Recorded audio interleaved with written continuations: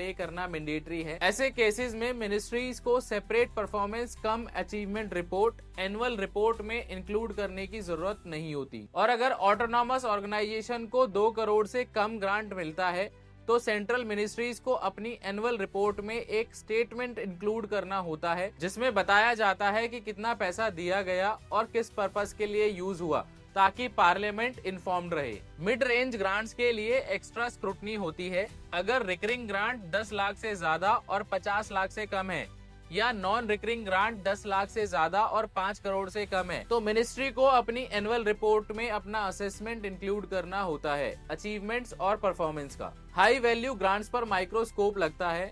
अगर non recurring grant 5 crore या उससे ज्यादा है या रिकरिंग ग्रांट 50 लाख या उससे ज्यादा है तो मिनिस्ट्री को individual grant wise detail review देना होता है। पैसा कहाँ गया, क्यों गया और कितना रिजल्ट डिलीवर हुआ। ऑडिट का फाइनल एंगल जहां सीएजी ऑडिट होता है वहां परफॉर्मेंस कम अचीवमेंट रिपोर्ट्स की कॉपीज ऑडिट के लिए अवेलेबल होनी चाहिए। और जहां सीएजी ऑडिट नहीं होता वहां भी ये रिपोर्ट्स लोकल ऑडिट या अकाउंटेंट जनरल के डिमांड पर प्रोड्यूस करनी पड़ती है। इस रूल का मैसेज बिल्कुल क्लियर है। गवर्नमेंट पैसा एफर्ट के लिए नहीं, आउटकम के लिए देती है।